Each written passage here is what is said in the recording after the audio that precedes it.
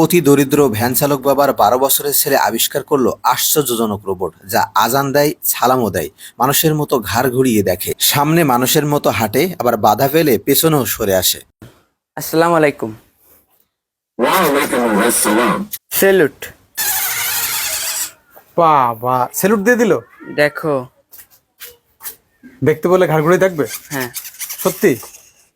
এই চিন্তা করো। ওয়াও, সামনে চলো। ব্যাকওয়ার্ড।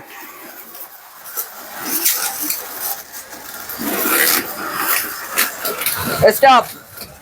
এতে দেখেন প্রত্যেক সেকেন্ডে একবার করে দেখতেছে। Wow, nice to meet you.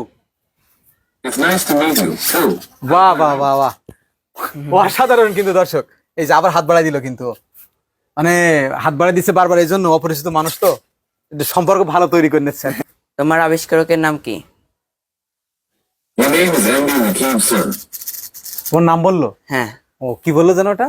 বললো যে name is MD Rakib sir. বাংলাদেশের রাজধানী কোথায়? According to UIKPD, Dr. Ben Maitsu and Rajdhani.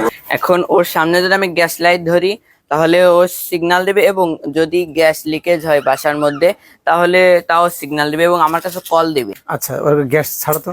এই যে আগুন দিল সামনে, গ্যাস দাও, শুধু গ্যাস। আগুন দেখে বা আগুন ধরে, তারপরে ধোঁয়া সৃষ্টি হয়, তাহলে একটা অ্যালার্ম দিবে এবং আমার কাছে ফোন দেবে। যদি আমার কাছে ফোন দেবে এবং আমি যদি ফোন রিসিভ না করি তাহলে কাছের ফায়ার সার্ভিসদের কাছে ফোন দেবে এবং 999-এ ফোন দিবে।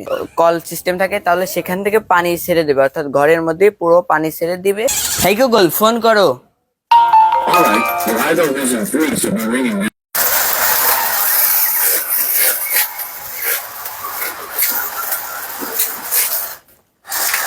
আমার সামনে আসলাম বলে ও না, দেখছে তাই তো, তাকাই এদিক ওদিক। দেখছে যে কোনে বাধা বাধা আছে, কোন দিকে যাওয়া যাবে, তাই মানে এদিকে যাওয়ার আর কোনো রাস্তা নেই ওর, ওই জন্যই পিছিয়ে যাচ্ছে। এদিকে পিছিয়ে যাচ্ছে এবং ঘুরে ঘুরে দেখতেছে। এটা কিন্তু আপনাদের অটোমেটিকলি সবসময় দেখতেছে। আচ্ছা, এর সামনে যদি কোনো ধ্বংসাত্ম বা কোনো ক্ষয়ক্ষতি করার চেষ্টা করা হয়, আমরা যদি করি, তাহলে এ অটোমেটিকলি অ্যালার্ম দিবে।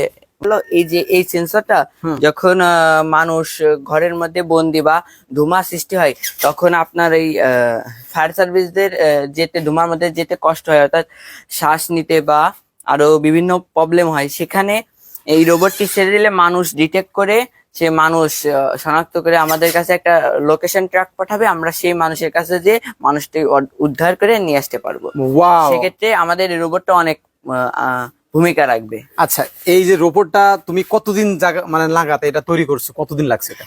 এটা সময় লাগছে আপনার 5 থেকে 6 মাস সময় লাগছে। 5 থেকে 6 মাস। তোমার কেমন খরচ হয়েছে এর পিছনে? এর পিছে খরচ হয়েছে আপনার 30 থেকে 35,000 টাকারও ঊর্ধ্বে, এরকম মানে আনুমানিক হিসাব নাই, আমি আনুমানিক একটা বললাম। তুমি তো স্টুডেন্ট মানুষ, তো তোমার এই খরচটা বহন করলো কে? আমি পড়াশোনার মাঝে মাঝে আমি হাঁস মুরগি বেচতে যেতাম, তারপরে যখন প্রায় কাজ শেষ বা বন্ধ হয়ে যায় তখন আপু গাড়ি থেকে যেত, তখন এই গাড়ি চালাতে যেতাম। ও আচ্ছা, চালিয়ে, অনেক কষ্ট করে, অনেক হ্যাঁ, শ্রম দিয়ে একটা শখের জিনিস তৈরি করেছো, তাই তো? হ্যাঁ। এছাড়া এর আগে তুমি অন্য কোনো কিছু তৈরি করেছো? হ্যাঁ, অনেক কিছু, মানে ছোটকাল থেকে আমার রোবোটিক্স বা ইলেকট্রিক জিনিস তৈরি করতাম। তারপর থেকে ইচ্ছা জেগে যে একটা রোবট তৈরি করব, তারপর থেকে এই রোবটের কাজটা শুরু করি। তুমি কোন ক্লাসে পড়ো? ক্লাস 9-এ। এইখানে কোন স্কুলে পড়ো তুমি? দামোদর মুক্তমী মাধ্যমিক বিদ্যালয়। ওয়াও, বাহ। দর্শক দেখলেন, কিন্তু ও কিন্তু ঘাড় ঘুরায় সাইড থেকে দেখছে। ও